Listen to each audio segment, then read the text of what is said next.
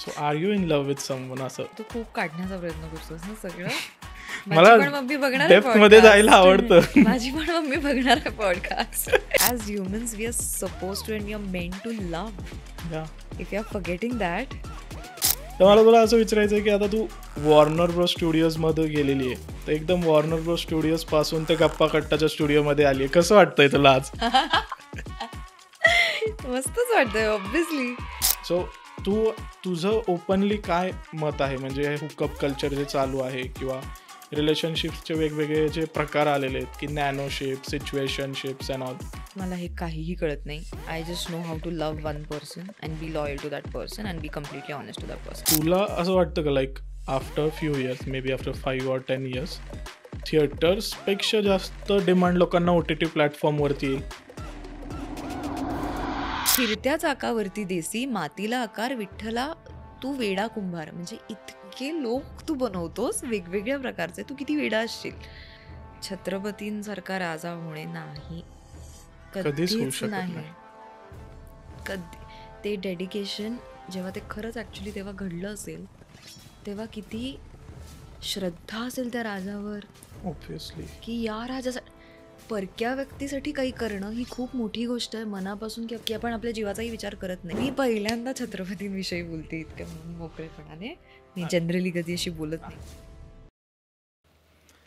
नमस्कार, जय शिवराय. मी उत्कर्ष कुदळे स्वागत करतो आपल्या लाडक्या यूट्यूब चॅनल गप्पा कट्टावरती. तर आज आम्ही घेऊन गेलेलो आहे तुमच्यासाठी खूप इंटरेस्टिंग पॉडकास्ट. आज आपल्यासोबत असणार आहे एक विशिष्ट गेस्ट, म्हणजेच आपल्यासोबत आज एक सेलिब्रिटी आहेत. आपण याआधी वेगवेगळ्या सेलिब्रिटींचे पॉडकास्ट केलेलेच आहे, पण हा थोडा खास आहे. यामध्ये आपण घेऊन आलेलो आहे आज आपल्यासोबत संस्कृती बालगुडे, जिला तुम्ही पिंजरा मालिकेपासून ते विविध प्रकारच्या चित्रपटांमध्ये पाहिले, जिनी आत्ताच रिसेंटली वॉर्नर ब्रदर्स स्टुडिओमध्ये तिच्या करेज ह्या मूवीचं स्क्रीनिंग केलेलं आहे, जे हॉलिवूडमध्ये येतं, जिथं मोठ्या मोठ्या हॉलिवूडच्या चित्रपटांचं स्क्रीनिंग होतं. तर अशा गेस्टसोबत आज आपण चर्चा करतोय. तर आज आपण संस्कृतीसोबत तिची लव्ह लाईफ, रिलेशनशिप, तिच्या आयुष्यातले तिचे गुरु आणि मराठी इंडस्ट्रीतली डार्क रियालिटी, हे सगळ्या गोष्टी एक्सपोज तर केलेल्याच आहेत, पण तिच्यासोबत कुणी चुकीचं वागले हे जर तुम्हाला जाणून घ्यायचं असेल तर हा पॉडकास्ट पूर्ण बघा. चला तर मग चर्चा करूया आज दिलखुलास संस्कृती बालगुडेसोबत. हाय संस्कृती, कशी आहेस? कमाल आहे मी. तू कसा आहेस? एकदम मस्त. आता तुझ्यासोबत बसल्यावरती तर काय आहे आता. नाही, मस्त आहे, मजा येते. मी काय चाललंय मग आता तुझ्या लाईफमध्ये? लाईक कुठल्या प्रोजेक्टसाठी प्रिपेअर करतीये का ब्रेकवरती आहे? नाही, ॲक्च्युली एक फिल्म आहे पाईपलाईनमध्ये. बऱ्याच प्रोजेक्ट्सची बोलणी चालू आहेत. ऑब्व्हियसली कधी कधी असं होतं की जोपर्यंत तुम्ही फक्त ॲक्टिंग करत असता तेव्हा सॉर्टेड असतात गोष्टी, पण कधी कधी जर समजा तुम्ही क्रिएटिव्हली इन्व्हॉल्ड असाल एका प्रोजेक्टमध्ये, जे बऱ्याच गोष्टी चालल्यात हळूहळू, तर त्याला वेळ लागतो असं मला वाटतं. सो आत्ता आय डोंट थिंक सो मी ब्रेकवर कधी असते आणि होते. ओके. पण आत्ता काही प्रोजेक्ट्सची चर्चा चालू आहे. काही गोष्टी आर इन द प्रोसेस, काही मेकिंगमध्ये आहेत. सो आता लेट्स सी. Okay, great. म्हणजे आम्हाला अभिनेत्रीपासून वेगळी एक संस्कृती बघायला मिळेल असं वाटतंय बहुतेक, वेगळ्या रोलमध्ये. May be. May be. नक्कीच ती आत्ता काहीच ऑडियन्ससाठी बोलू हिंट शकत दिसतीये मे बी म्हणजे. आता मी नाही काही बोलू शकत आहे. कारण नाही, खरंच इतकं काही हे नाही आहे. फक्त अ, एखादा डिरेक्टर, समवयी जे लोक असतात ते एकत्र येऊन त्यांनी कामं केली की आपण इनपुट्स देतो, क्रिएटिव्हली ओके. आपण बोलतो, की मे बी स्क्रिप्टिंग विषयी बोलतो. सो हम्म. असं काहीतरी चालू आहे, तर त्याला थोडासा वेळ लागतोय. But we are very excited की चांगल्या गोष्टी आहेत. नाव even I am excited. Like मलाही वाटतंय की आता लवकर जे काही येईल त्याची लवकर अनाउन्समेंट व्हावी. म्हणजे मी पण खूप एक्सायटेड. माझ्यासारखे अनेक चाहते तुझे असतील जे वेट करते ह्या गोष्टीच्या अनाउन्समेंटसाठी. तर मला तुला असं विचारायचं आहे की आता तू वॉर्नर ब्रोस स्टुडिओजमध्ये गेलेली आहे, तर एकदम वॉर्नर ब्रोस स्टुडिओज पासून ते गप्पा कट्टाच्या स्टुडिओमध्ये आली आहे, कसं वाटतंय तुला आज? मस्तच वाटतंय ऑब्व्हियसली. सी,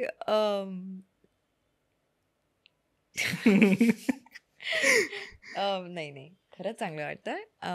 ऑफकोर्स तू आधी विचारलं होतंस आणि फायनली मला वाटलं नव्हतं इतकं पटकन ते जुळेल आपलं हा, म्हणजे टायमिंग. खूप क्विक झाली आपली क्विक प्रोसेस. झालं, एका आठवड्यात काहीतरी झालं. सो मला आवडतं पॉडकास्टवर जायला, कारण कधी कधी खूप गोष्टी नव्याने एक्सप्लोर होतात. सो तरी हालाकी मला असं वाटतं की मागच्या काही वेळात मी बऱ्यापैकी पॉडकास्ट केले होते. तर त्यामुळे मला असं वाटलं की जरा प्रॉब्ली एक ब्रेक घ्यावा, बरोबर. कारण का कधी कधी रेपिटेटिव्ह आपण जसं म्हणलं की खूप गोष्टी त्याच त्याच सेम सेम बोलल्या वाटतात मग. जातात.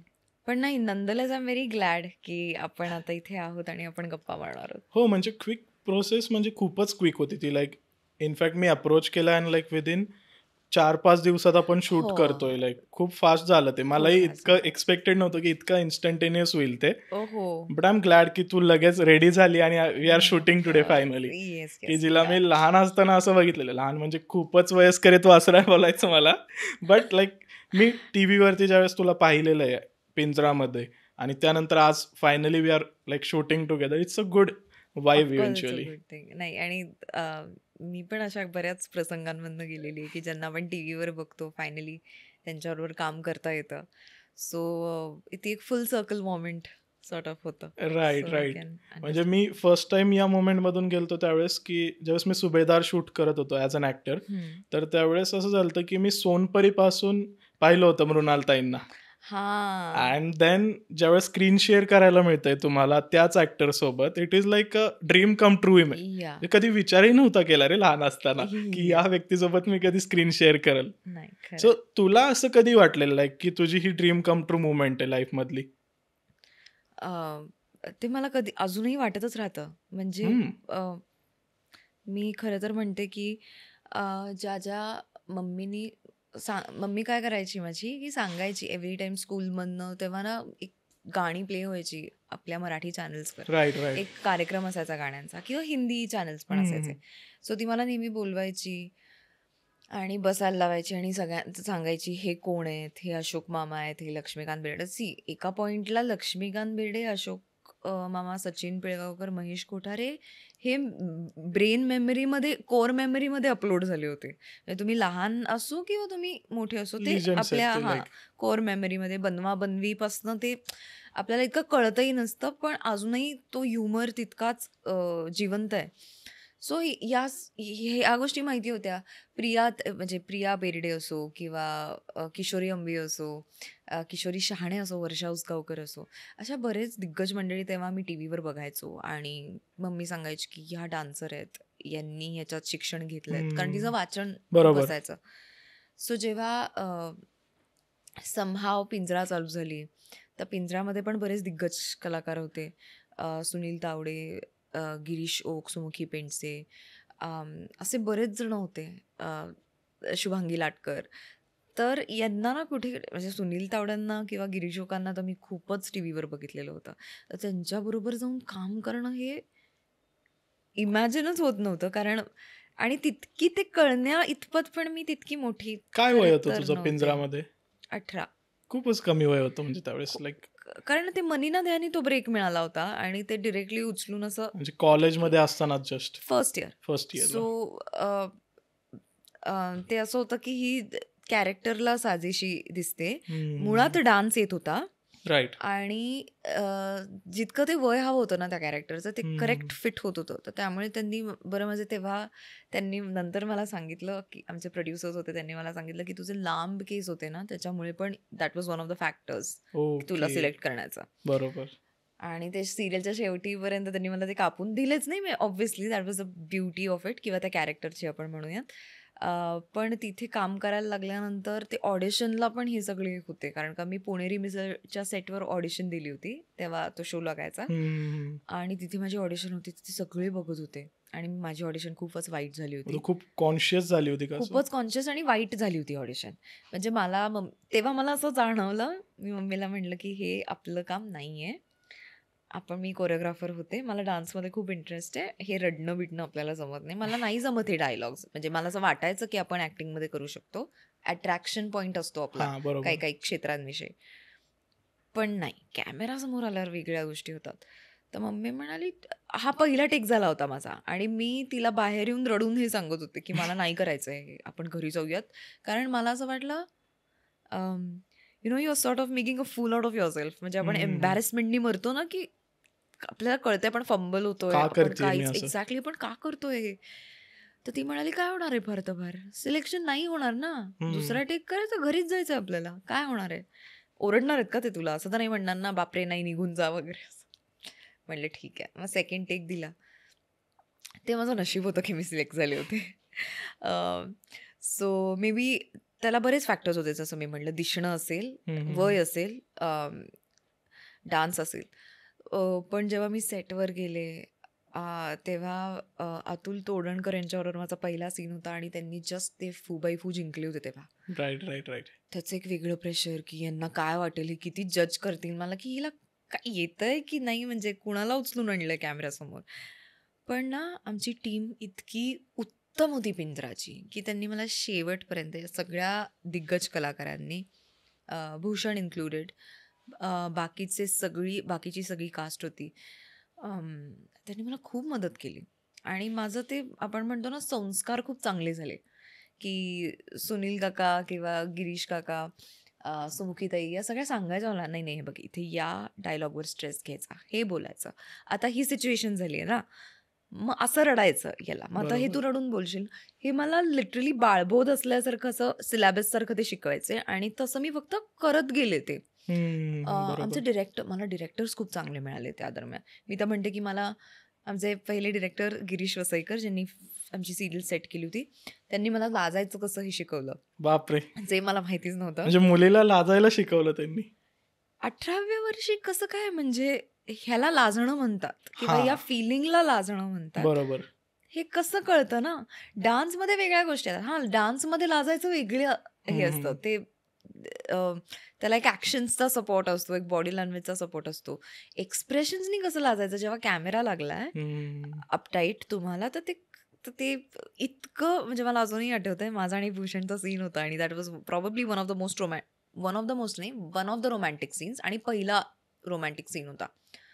मला अजूनही आठवतं त्यांनी मला असं सांगितलं, ते कॉमेंट्री देतात ना कॅमेरा चालू हा असल्यावर, की बरोबर. त्यांना जसं हवं असं शिकवण्यासाठी. तर त्यांनी मला असं सांगितलं, की आता त्याचे डायलॉग झालेत, की आता समजा हा भूषण आहे तर त्याचे डायलॉग झालेत, हां आता हस, तर हसले, हां आता खाली बघ, खाली बघितलं, परत हसले, आता परत वरती बघ. हे शिकवलं त्यांनी मला, हे असं करायला. आता जेव्हा मी ते स्क्रीनवर बघितलं, मी म्हटलं हो यार, हे लाजणं वाटतं, इतकं मला शिकवलं बारीक बारीक. नंतर मला असं वाटतं सिरियल केल्यानंतर ना, काही वेळानंतर तुम्ही सेट होता, तुम्हाला राईट. कळायला लागतं काय करायचं, कॅमेरा टेक्निक कळायला लागतं. 8 महिन्यानंतर मी खूप सिरियस झाले या गोष्टीविषयी, की मला चांगलं काम करायचं आहे आता. सो तसा प्रयत्न सुरू झाला. काइंड ऑफ लाईक तू ती पण एक इंटर्नशिप टाईप होतं तुझ्यासाठी. लाईक तुला खूप लोक ट्रेन प्रॉपर, करायला होते, प्रॉपर एक्सपर्ट्स त्या डोमेन मधले. त्याचं गुड वर्ड, इंटर्नशिप होती ती माझी and it was one of the best internships. पण it was a paid internship, so yeah, that and was a it was good a thing. Internship which built your entire career. Yeah, पण त्या actually नशिबाच्या गोष्टी आहेत. When it has to happen, it happens somehow. But sorry, आपण भरकटलो खूप विषय. नाही पण नाही, निवांतच गप्पा येतात आपल्या. या सगळ्यांना बघून असं वाटायचं, किंवा तिथे जेव्हा भेटणं व्हायचं ना वेगवेगळ्या अवॉर्ड फंक्शन्सला, तेव्हा लहानच होते, मम्मी असायची बरोबर. तर ते असं व्हायचं की सगळ्यांना माहिती होतं की हां तू सिरियल करते ना, पण आपल्याला एक धाकधूक असते की यांना अप्रोच कसं करायचं, किंवा म्हणायचं मला एक फोटो हवा आहे तुमच्याबरोबर. सो ते खूप व्हायचं. अजूनही ते होतंच मला काही कलाकारांविषयी. फार मी अप्रोच नाही करू शकत पटकन. पण तेव्हा असं खरंच वाटलं की आपल्याला आयुष्यात इमॅजिन झालं नसतं की आपण या माणसांपर्यंत पोचू शकतो. Right right. आत्ता मला असं का वाटतं, कारण विचारशील तर मला असं वाटतं की माझी चांगली मैत्रीण आहे स्वानंदी बिर्डे, लक्ष्मीकांत बिर्डेंची मुलगी. माहिती. अचानक आम्ही खूप हँगआउट करतो आणि अचानक मी तिला म्हणले, Swanandi I can't believe your Laxmikant Berde's daughter आणि आय एम युअर फ्रेंड. म्हटलं ही केवढी मोठी गोष्ट आहे, कळतं का तुला? आणि ती मला म्हणते बाळू, म्हणजे ती मला बाळू म्हणते बाय द वे, ते बाळू गप ग. पण इट इज सरियल, कारण लक्ष्मीकांत बेर्डे आणि आमच्यासाठी खूपच मोठं नाव. सो ऑब्विसली सगळ्यांसाठीच, म्हणजे ग्रेटेस्ट ऑफ ऑल टाइम्स मध्ये आपण कन्सिडर करतो त्यांना. Like absolutely. ॲक्च्युअल गोट्स आहेत ते इंडस्ट्रीचे. आणि त्यांची मुलगी कधीतरी आपली मैत्रीण होईल, हे कुठेही beyond thoughts. Beyond thoughts, unimaginable. की सो ही खरंच गोष्ट सरियल वाटते. बाकीच्या गोष्टी आता प्रॉबेबली त्या सरियल वाटून होऊन त्या गेल्यात. पण आता रिसेंटली मला हे सरियल वाटलं. माझंही असंच झालं, लाईक चला हवा येऊ सेटवरती होतो आम्ही. मी माझा मूवी प्रमोट करायला गेलो होतो त्यावेळेस छत्रपती शासन, आणि विराजसचा फर्स्ट मूवी होता त्यावेळेस, हम्म, ती आणि ती हम्म. असा. सो त्यावेळेस आमची मैत्री झाली. And that time I got to know की तो मृणालताईंचा मुलगा आहे. हा. आणि सुभेदारच्या निमित्ताने असं झालं की विराजस होता त्यामध्ये, मी होतो, मृणालताई होत्या, आणि विराजसची बायको पण होती त्यावेळेस. हो, सो शिवानी. मग ते एकत्रच सगळे आलो, आणि मग मला ते खूप ओव्हरवेल्मिंग होतं की वेगळाच एक्सपिरियन्स या. करेक्ट आहे, करेक्ट आहे. सो ही गोष्ट मी रिलेट करू शकतोय की एखाद्या लाईक ज्या व्यक्तीला आपण लहानपणापासून बघतो एकदम लिजेंडरी फॅक्टरमध्ये, करेक्ट. त्या व्यक्तीसोबत ज्यावेळेस आपण इंटरॅक्ट करतो किंवा त्याच्या किड्स सोबत ज्यावेळेस आपली फ्रेंडशिप होते, तर ते थोडंसं करेक्ट. वेगळं होतं. अनबिलिव्हेबल मुवमेंट येते कधी कधी, स्वतःला सांगावं लागतं खरंच आहे का हे. खरंच आहे. आणि नाही, अगेन आय थिंक अगेन मी असं म्हणेन, when it's meant to happen it happens. Yeah. So त्याही गोष्टी असतात अर्थात. पण आपल्याला ते अब्झॉर्ब करायला वेळ लागतो. Right right. हं. आता पावसाळ्याचं सीझन आहे, तर सर्वांनाच फिरायला आवडतं, तुलाही आवडत असणार आहे ट्रॅव्हलिंग वगैरे. सो काय बकेट लिस्टमध्ये डेस्टिनेशन्स आहेत का आता या मॉन्सूनमध्ये तुला एक्सप्लोअर करायचे असे? मला एक स्पेसिफिक लोकेशन नाही आहे मनात. पण खरं सांगू का, मला मे बी जेव्हा हा पॉडकास्ट बाहेर येईल, आय विश की ती ट्रिप झाली असेल ऑलरेडी. ओके. आणि पण मला हे आता त्याच्याविषयी बोलायचं आहे. मला खूप डेस्परेटली आदियोगीला जायचं आहे. हो नाईस. आणि मी केव्हापासून प्लॅन करते, पण ते समहाव होत नाही. आणि माझं ठरलं आहे, म्हणजे ती 2 दिवसाची ट्रिप आहे. मला फक्त जायचं आहे, बघायचं आहे, मनसोक्त ते बघायचं आहे आणि परत यायचं आहे. असं काही तिकडे टाईम नाही स्पेंड करायचा आहे. सो समजा हा पॉडकास्ट तोपर्यंत आला, तर आय होप की ती ट्रिप झालेली असेल आणि आय कॅन कन्फर्म कमेंट्समध्ये की हो, मी जाऊन आले types. But that is another thing. Otherwise मला एक्सप्लोर करायला आवडतं. मला जिथे निसर्ग पाहिजे यार, मग मी कुठेही जाते. असं काही माझं स्पेसिफिक हे नसतं. ऑफकोर्स एक्सेसिबल पटकन लोणावळा आहे, कारण मुंबईत असतो आम्ही, हा, पुण्यात असतो. पण लोणावळ्यात सुद्धा पनवेलच्या साईडला बरीच अशी गावं आहेत जी अनएक्सप्लोर्ड आहेत, जी आपल्याला माहिती नाही आहेत. किंवा बरेच असे रिसॉर्ट्स आहेत, एअरबीएनबीज आहेत, जे आपल्याला ॲक्च्युली माहिती नाही आहेत. आता probably because of social media ते आपल्या समोर येतात राईट आणि राईट. आपल्याला कळतं की अरे दिस इज वन ऑफ द एअरबीएनबीज, आपण जाऊ शकतो. सो असं आमचा काही ना काहीतरी, मी माझ्या डोक्यात काही ना काहीतरी प्लॅन ठरवत असते.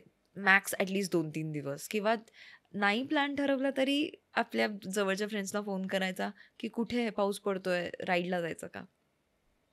Okay, that's cool. Yeah. म्हणजे मला तुला एक प्लेस सजेस्ट करायला आवडेल, लाईक पावसाळ्यामध्ये स्पेसिफिकली तुला जायचं आणि पीसफुल नेचर लवर असशील तर, एक गोवर्धन इको विलेज म्हणून आहे पालघर जिल्ह्यामध्ये. Okay. थोडंसं हायवेपासून थोडं आतमध्ये छोटंसं गाव आहे, हम्म. पण त्या गावामध्ये हे इको विलेज बनवलंय. It's like 300 acre property. Nice. Trust me, तिथं मिनी वृंदावन क्रिएट केलेलं आहे पूर्ण. Oh wow. आणि लिटरली एक एक टेम्पल आहे तिथं वृंदावनमध्ये. जे जे टेम्पल्स आहेत त्या प्रत्येक टेम्पलची प्रतिकृती आहे तिथे. तिथे आरती होती, तिथे यमुना बनवलेली आहे, त्याच्यात अच्छा. मासे आहेत पोहणारे लाईव्ह, आणि तिथे यमुना आरती होते.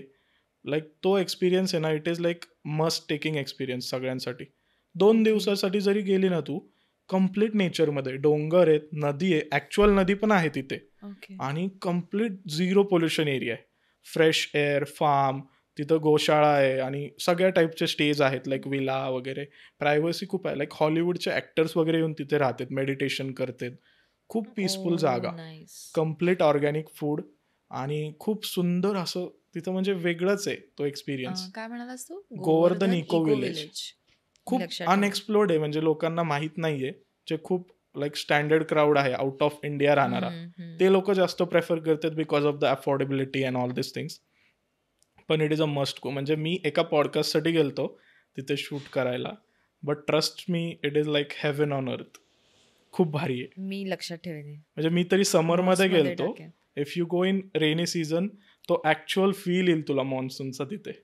हो, आय एम शुअर. जर ग्रीनरी असेल तर खूप ग्रीनरी definitely. आहे. तू विचार कर ना, 300 एकरमध्ये इट्स युअर ओन कंट्री, अशा टाईपचं फील येते. Feel. स्वतःचं कम्प्लीट एक ग्रीनरी आहे, शहर. हां. सगळीकडे greenery, and you are protected. तुम्हाला फेमचं तिथं टेन्शन नाहीये काय, you can freely walk. Will Smith सारखा व्यक्ती तिथे येऊन राहतोय, so you imagine like how Yeah. Free it is. Superb यार. And it's always like good to be like around people who are in to spirituality, की तो positive एनर्जीचा जो feel आहे ना करेक्ट. तो खूप वेगळा राहतो तिथे. इव्हेंच्युअली मला असं वाटतं everybody comes to spirituality once or the other time in the life. Because मला असं वाटतं तो कुठेतरी एस्केप आहे. हां, आणि कधी ना कधी, लवकर नाही मे बी, प्रत्येकाच्या आयुष्यात स्पिरिच्युअलिटी खूप वेगवेगळ्या टप्प्यात येते, पण ती येते आणि you can't deny that. That's true. So या आय अंडरस्टँड की आणि I think nature is very spiritual in a way. So reset होतो आपण नेचरमध्ये गेल्यानंतर, आणि that is why it is needed. म्हणून मला ते असं कुठे असं बेसिक कुठेतरी एका प्रभात रोडवरनं पण जाताना ती ग्रीनरी असेल, मला आवडतं ते बघायला. ती आणि वाईबच वेगळी येते अशी, like you just feel that nature if you are a nature lover. Absolutely विषयच नाही. तुला नक्की ती जागा मी रेकमेंड करेल. आणि कमिंग टू द पॉईंट, आपण जर स्पिरिच्युअलिटीवरतीच बोलत होतो, तर माझ्या ऐकण्यात असं आलेलं आहे की तू लहानपणापासून अभंग वगैरे ऐकलेले आहेत आणि तुझं अपब्रिंगिंगमध्ये स्पिरिच्युअलिटीने खूप इम्पॉर्टंट रोल प्ले केलेला आहे. तर तुझ्यासाठी स्पिरिच्युअलिटी म्हणजे काय डेफिनेशन, जर तुला समराईज करायचं असेल एक सेंटेन्समध्ये तर? अवघड प्रश्न आहे हा ॲक्च्युली, कारण मी ओके. याचा विचार नाही केलेला. पण I think it's a journey to become the best version of your self, okay, that's great. असं मला वाटतं. बिकॉज प्रॉबब्ली मी तसा विश्वास ठेवते. For me spirituality is like that. If you ask me, spirituality is not about God. It is about having the godliness inside you. आपण देव कधीच बनू शकत नाही ना, व्हेरी वेल पण सेड. दैवत्व आहे आपल्यात. आपण माणसं आहोत, पण दैवत्व आहे. आणि ते दैवत्व काही काही जणांमध्ये खूप प्रकर्षाने आपल्याला जाणवतं, आणि म्हणून ती माणसं तशी वाटतात. राईट, कारण का राईट. त्यांनी इतकं काम केलेलं असतं स्वतःवर.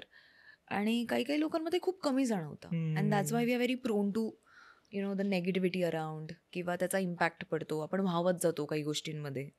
पण जेव्हा स्पिरिच्युअलिटी एंटर होते ना तुमच्या आयुष्यात, अशा खाट खाट खाट गोष्टी क्लिअर होऊन जातात. What actually matters. बट मला अगेन असं वाटतं की ती प्रॅक्टिस करणं पण गरजेची आहे. यू जस्ट बरोबर. Can't say I am a spiritual person. Right. Thankfully जसं तू म्हणालास की माझ्या नर्चरिंगमध्ये किंवा अपब्रिंगिंगमध्येच या सगळ्या गोष्टी होत्या. पण आज तग्यात माझ्या पेरेंट्सनी कधीच माझ्यावर ते बिंबवलेलं नाही आहे. हा, म्हणजे बॉम्बार्डिंग फोर्स नव्हतं नाही ते केलेलं तुझ्यावरती. मला कधीच असं म्हणालेले नाही आहेत की देव आहे, याची पूजा केलीच पाहिजे. काय आहे ना, द मोमेंट तुमची श्रद्धा फिअरपासून येते ना, it is not Shraddha anymore. परत एकदा सांगते, म्हणजे मी छान अजून एक्सप्लेन करते. ज्या क्षणाला तुमची श्रद्धा भीतीच्या जागेहून येते ना, तेव्हा ती श्रद्धा नसते, ती प्रेमापोटी आली पाहिजे. बरोबर. सो आमच्याकडे कधीच ते वातावरण नव्हतं. हे मला माझं आवडलेलं आहे. अजून सुद्धा माझे आईवडील ना, माझ्या भावाला ना, मला हे केलंच पाहिजे, हे पाळलंच पाहिजे, हे नाही करत.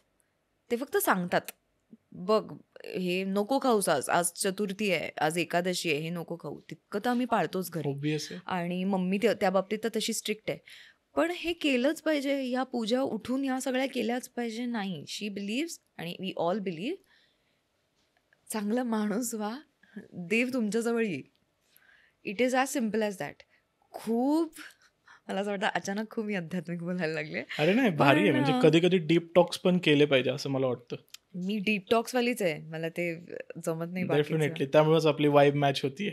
तर ह्या सगळ्या गोष्टी आहेत. पण अभंग कसा आपल्याला एक सोर्स असतो. कोणीतरी छान काव्य लिहून ठेवलेलं असतं, ते इतकं सुंदर असतं की आपल्याला ते रिलेट होतं. आपले इमोशन्स त्याच्यामध्ये येत असतात. आपल्याला जे काही म्हणायचं असतं ते येत असतात. मी आत्ता येताना हा अभंग ऐकून आले.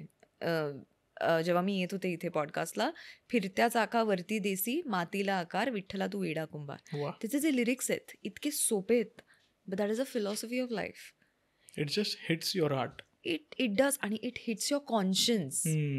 हार्टपेक्षा ना तुम्हाला कळायला लागतं की किती सोपं आहे. फिरत्या चाकावरती देसी, मातीला आकार, विठ्ठला तू वेडा कुंभार. म्हणजे इतके लोक तू बनवतोस वेगवेगळ्या प्रकारचे, तू किती वेडा असशील. घटाघटांचे रूप आगळे, प्रत्येकाचे दैव वेगळे. हे किती सुंदर लिहिलंय. आणि ते मला जरा आधी हिट झालं होतं, कारण का माझे पप्पा त्यांना खूप अभंग माहिती आहेत, त्यांना खूप आवडतात अभंग. ते स्वतः माळकरी आहेत, त्यांचे वडील म्हणजे माझे आजोबा माळकरी होते. वारकरी संप्रदायाचं ते पूर्ण वातावरण आहे आमच्या घरात. पण ते कधीही फोर्स नाही केलंय आम्हाला. मग ते दिंडी वगैरेला जातात? आता इतकंसं जमत नाही, पण हम्म. कधी कधी आमच्या घरात ते अभंग कीर्तन या सगळ्या गोष्टी अरेंज केल्या जातात. हा हा. आणि मला समहाव ती वाईब आहे ना, ते एनर्जी जी क्रिएट करते ना त्या म्युझिकमुळे, मला ती खूपच जास्त आवडते. आणि हे पहिल्यापासून आवडत आलंय. पण कधीही ना माझे पप्पा ना माझी मम्मी की इथे बसलंच पाहिजे, काय चाललंय घरात कार्यक्रम, हो की तुला नमस्कार करायचा आहे, कोणता देव आवडायला पाहिजे हेही आम्हाला कधी सांगितलेलं नाहीये घरात. तुमची श्रद्धा जिथे आहे तिथे आहे, बरोबर. रिस्पेक्ट करायचा आहे त्या शक्तीचा, ऑलवेज अँड ऑफकोर्स. त्याच्यामध्ये नेगोसिएशन किंवा त्याच्यामध्ये कॉम्प्रोमाइज नाही करू दॅट्स शकत. Non negotiable. देव हा आहे आणि त्याचा रिस्पेक्ट केला पाहिजे. देव नसेल ती शक्ती आहे, त्याचा रिस्पेक्ट केला पाहिजे. राईट. पण आमच्यावरती धर्म नाही कधी इम्पोज केलेला किंवा फोर्स नाही केलेला, श्रद्धा फोर्स नाही केलेली. आणि म्हणून जे आमच्यात आलंय दोघांमध्ये ते खूप नॅचरली आणि खूप ऑर्गॅनिक आहे. आणि ते ऑर्गॅनिक असेल तरच त्याची जेन्युनिटी फील होते किंवा तुम्हाला त्या गोष्टीबद्दल पीस फील होतो, तो जो एक्सपिरियन्स आहे तो घेताना.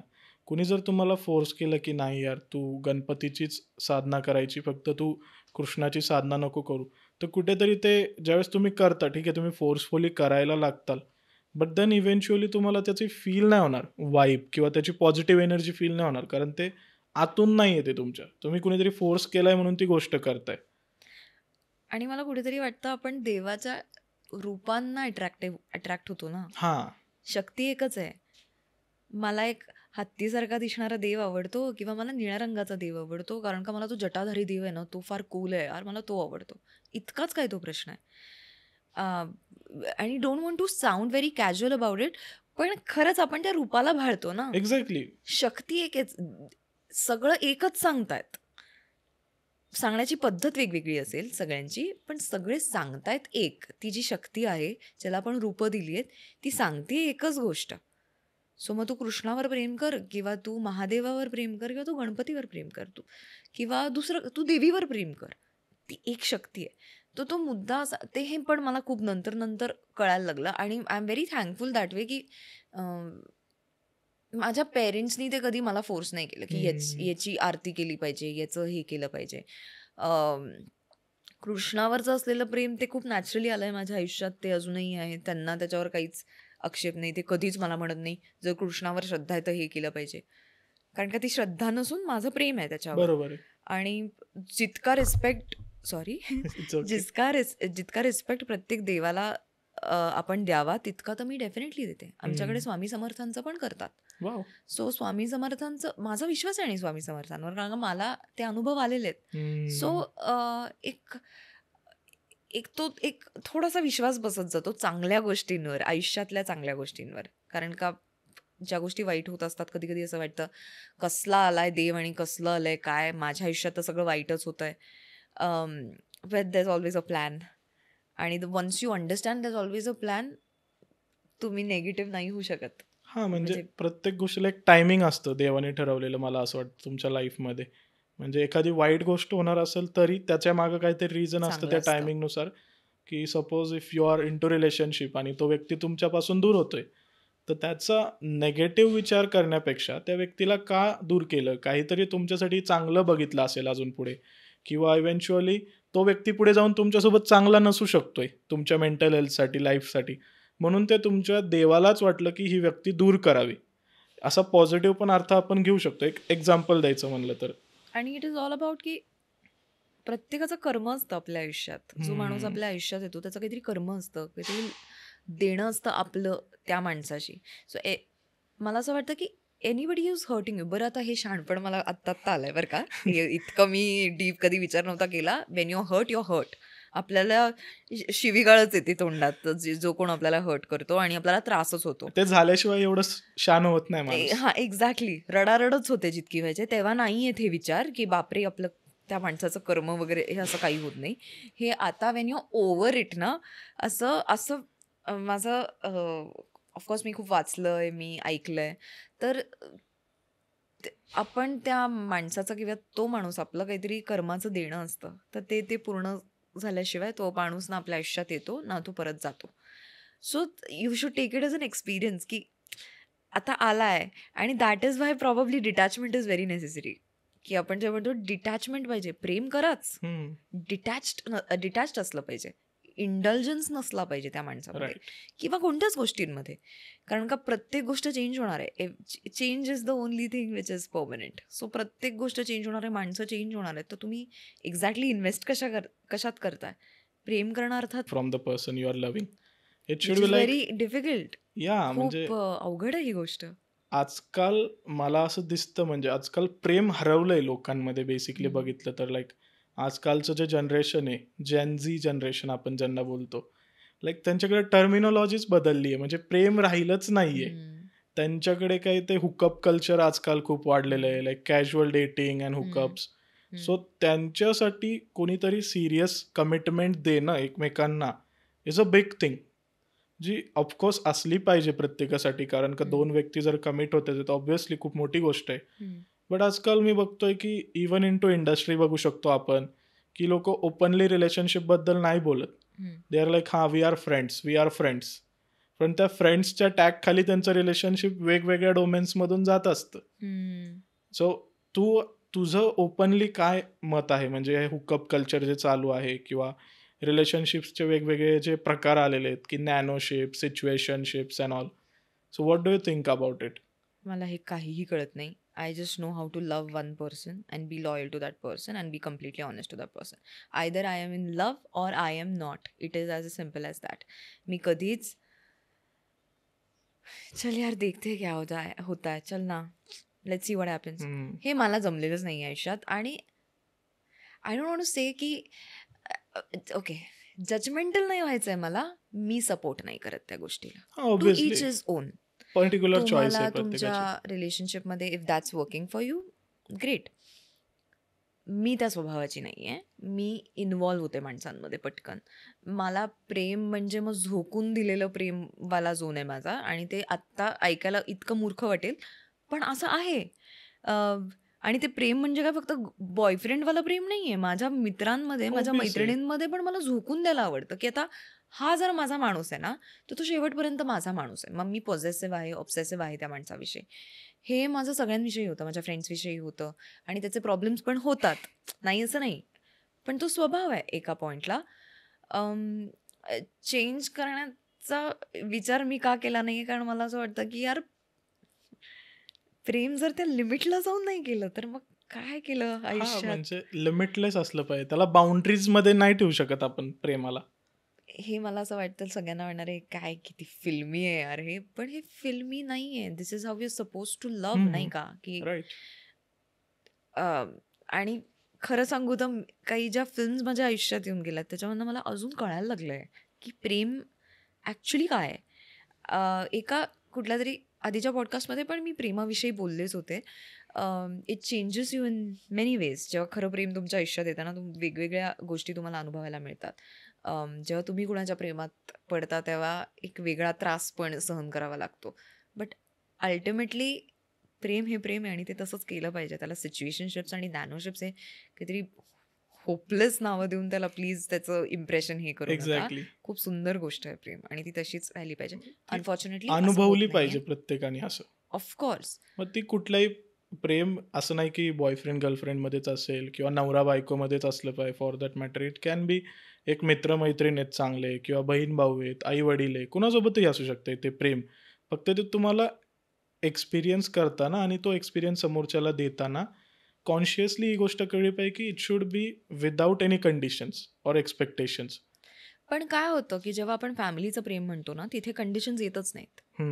कारण आपण तसं प्रेमच करत नाही. फॅमिली हा वेगळा विषय. आपण ॲक्च्युली कनेक्टेड असतो. कंडिशन्सचा विषय जेव्हा येतो, जेव्हा आपण परक्या माणसावर प्रेम करायला लागतो राईट. ना, जेव्हा आपण जसं तू म्हणालास आता सिच्युएशनशिप्स, नॅनोशिप्स आणि या सगळ्या गोष्टींना नावं दिली आहेत आपण. ते कन्व्हिनियन्सनुसार दिली आहेत आपण. कारण प्रॉबब्ली माणसांचा माणसांवर विश्वास राहिलेला नाही आहे.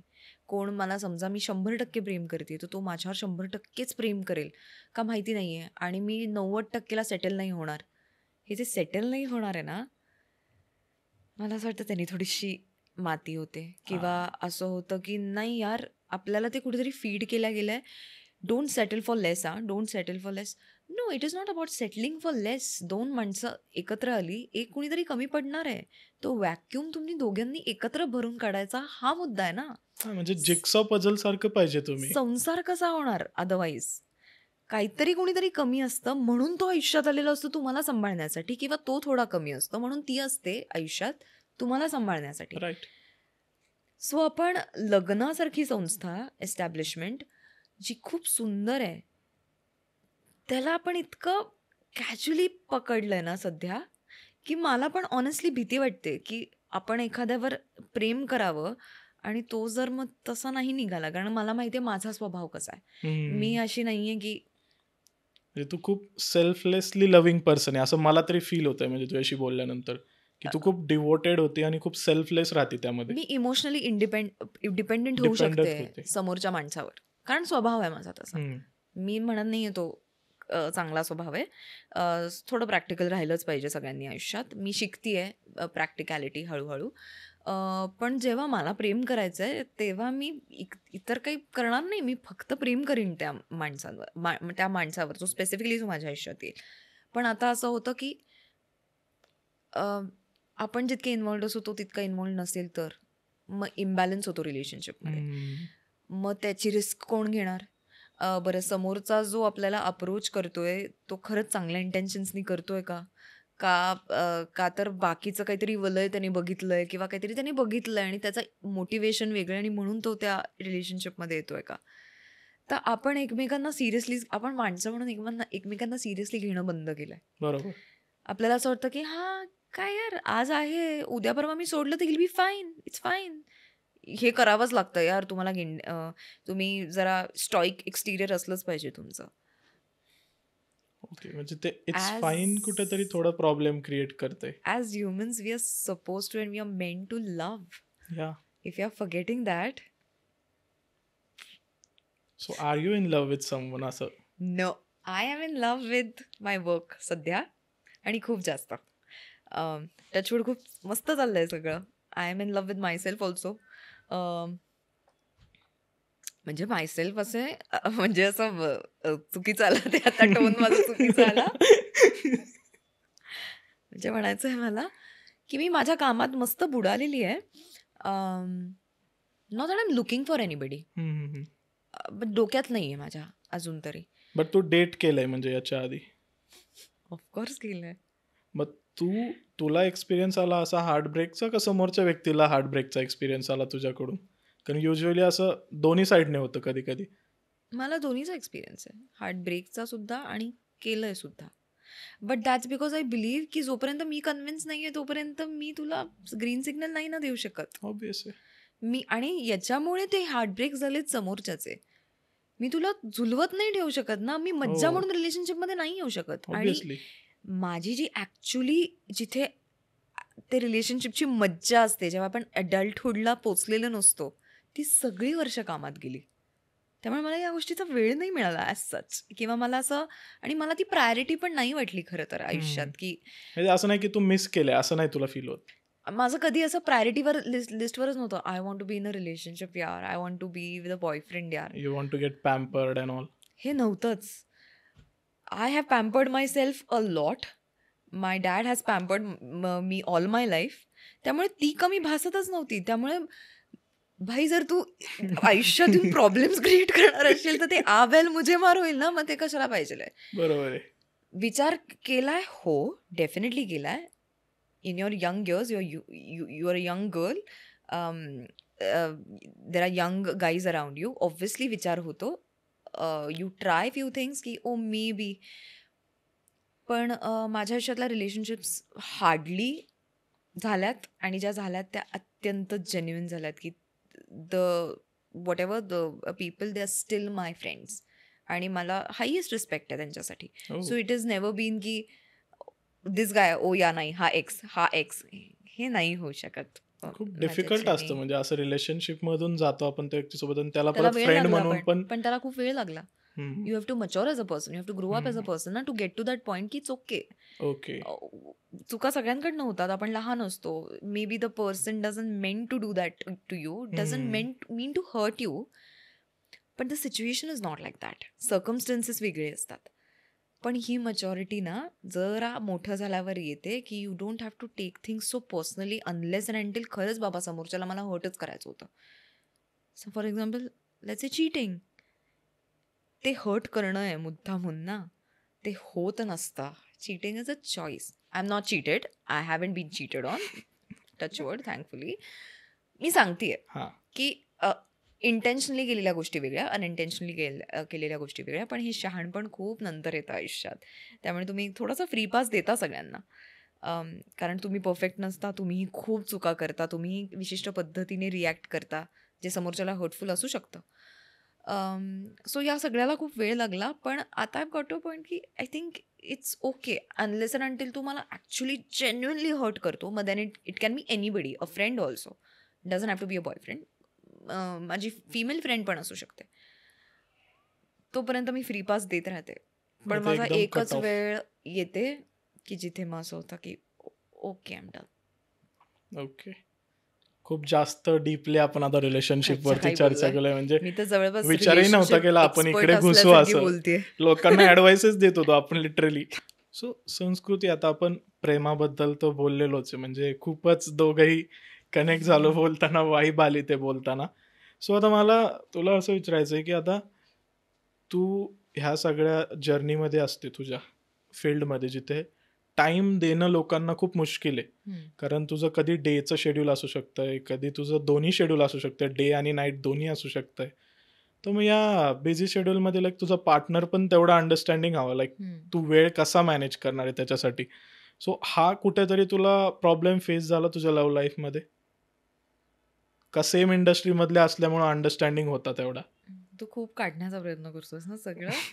माझी मला पण मम्मी बघणार आहे डेप्थ मध्ये जायला पॉडकास्ट. आवडतं. माझी पण मम्मी बघणार आहे पॉडकास्ट. काकू हे फक्त प्लॅन्ड आहे, असं काय नाहीये. वेळेचा प्रॉब्लेम होतोच. नॉट नेसेसरीली सगळ्यांना कळतं की आपण नाईट शिफ्ट्स करतोय. कधी कधी आपण चिडचिडे होतो, कधी कधी खाणं नीट नसतं ते झालेलं झोप नसती वेळेवर, झालेली वगैरे. काही हे नाही. फॉर्च्युनेटली खूप सपोर्टिव्ह होते, खूप supportive. May be because they understood की काय चाललंय, कसं वर्किंग स्केड्यूल असतं.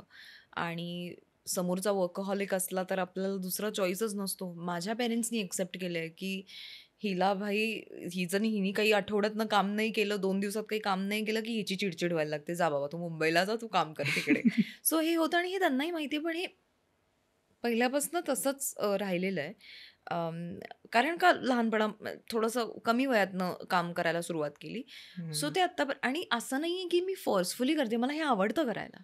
मला खूप काम करायला आवडतं. मला बेसिकली काय, आपल्याला बिझी राहायला आवडतं.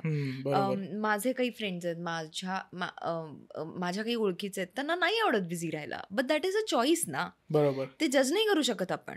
मला मस्त घरी पडायचंय आणि मला काही नाही करायचंय. मलाही करायचंय, मी फक्त 2 दिवस करू शकते. नंतर मला असं होतं की चला काम, दुसरं काय आपण काय करू शकतो. ओके चल ठीक आहे, बाकी नाही, मी दुसरी कोरिओग्राफी करते. हे नाही तर ठीक आहे, चल मी ही स्क्रिप्ट वाचते. समथिंग काही ना काहीतरी चालू असतं. पण हे अंडरस्टँड करायला हे क्षेत्र कसं आहे, कधी कधी काही गोष्टी फॉर एक्झाम्पल, खूपच स्पष्ट सांगायचं झालं तर काही काही चित्रपटांमध्ये काही सीन्स असतात जे इंटिमेट सीन्स असतात. Not necessary your partner is going to understand. Obviously. आणि there are partners who will understand, but there are also partners जे ज्यांना नाही इन्सिक्युअर चालणार. असू शकतात त्या बाबतीत. इन्सिक्युअरपेक्षा त्यांना नाही चालणार. आता त्या रिलेशनशिपमधला तो पॉइंट आहे की जर नाही बाबा, समजा मी अभिनेत्री आहे किंवा मी अभिनेता आहे, मला या गोष्टी कराव्या लागणार अनुषंगाने, कारण का हे माझं क्षेत्र आहे. त्याच्या अनुषंगाने ज्या गोष्टी येतात, मग इंटिमेट सीन्स असतील, काही कपडे घालणं असेल विशिष्ट पद्धतीचं, काही गोष्टी सोशलाइज करणं असेल, काही फोटोज निघतात कोणाकोणाबरोबर, या सगळ्या गोष्टी येणार. आता इतक्या विजिबल असलेल्या क्षेत्राला, इतक्या ग्लॅमरस असलेल्या क्षेत्राला अत्यंत अंडरस्टँडिंग पार्टनर लागतो. It is not easy. It is not easy. मला खूप असं वाटतं की जेव्हा 2 व्यक्ती त्या क्षेत्रातल्या असताना त्यांना कळतं, सवय असते, त्यांना माहिती असतं की इट्स फाईन, हे काम आहे, जेव्हा नॉन ॲक्टर असते आणि ॲक्टर असतो किंवा नॉन ॲक्ट्रेस असते आणि ॲक्टर नसतो partner, it's difficult and it's difficult for the other person. हम्म. कारण फॉर एक्झाम्पल मी माझ्यावरून सांगते, मी इमॅजिन करते माझा बॉयफ्रेंड, आपण नवरा म्हणूयात, बॉयफ्रेंड पण नको म्हणूयात, माझा नवरा दुसऱ्या कुठल्या मुलीबरोबर मला असा फुल असा चिल करताना दिसला, मी अत्यंत पॉझिटिव्ह होईल. मी खूप डेंजरस लेवलला जाईल. अँग्री आणि बर्ड हे मला, एकदम. आणि त्यांनीही माझ्याविषयी तसं राहावं ही माझी अपेक्षा असेल. राईट. हा मुद्दा आहे. It is not one sided. तूही पॉझिटिव्ह राहा माझ्याविषयी. It is a like you have to be the man in the relationship. Dominant असलाच पाहिजेस तू. ही माझी विचारसरणी आहे. ती सगळ्यांनाच पटेल असं नाही, पण it is a game changer Wien your partner is very understanding and is very supportive तुमच्या करिअरला, तुमच्या मेंटल स्टेटला. ॲक्टर्स जनरली त्यांच्या भावनांशी खेळतात ना, त्यांचं काम ते आहे. प्रत्येक दिवस सारखा नसतो. मेंटल ब्रेकडाऊन्स होतात. कधी कधी घराच्या बाहेरच पडू शकत नाही. कधी कधी असं वाटतं बस पार्टीच करूयात आता फक्त. हे मूड स्विंग्स असतात. You can't relief extremely blame the actor. मला असं वाटतं ते सायंटिफिकली पण बॉडीमध्ये चेंजेस होत असतील ना, पण त्याचा परिणाम किंवा त्याचा राग दुसऱ्या व्यक्तीवर निघू शकतो. आई वडील एक वेळ समजून घेतात. पार्टनर येतो ना, तर तेव्हा गोष्टी वेगळ्या होतात. सो आपण जितके आई वडील आपल्याला आपण वाटेल ते वागू आणि आपल्याला समजून घेतात, तशी अपेक्षा आपण पार्टनरकडनं नाही करू शकत. कारण का त्याचा फॉल्ट नसतो किंवा तिचा फॉल्ट नसतो.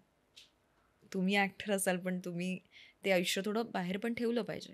तुम्ही त्याचा राग घरी किंवा त्याचा इम्पॅक्ट नाही घरी आला पाहिजे. आणि आला तरी तो इतका चांगला मिटला पाहिजे. ऑफकोर्स आपण आपल्या पार्टनर्स बरोबर you have to be your self, आणि ते शेअर करता आलं पाहिजे ते रिलेशनशिप, आणि समोरच्याला ते सांभाळता आलंच पाहिजे. पण ते एकतर्फी नाही पाहिजे फक्त ना, की मी बॉक्स, मी पंचबॅग नाहीये, सतत पंचच नाही मारायचे, असा मुद्दा आहे तो. तू पण कधीतरी व्हायचं पंचबॅग, आणि ती पंचबॅग कधीतरी तुटून पडणार आहे हे समोरच्यालाही लक्षात आलं पाहिजे. सो हा बॅलन्स असला ना, जो खूप आता डेंजरस आहे आणि तो फार बघायला मिळत नाही, पण जे करू शकतात हा बॅलन्स, इट्स ग्रेट.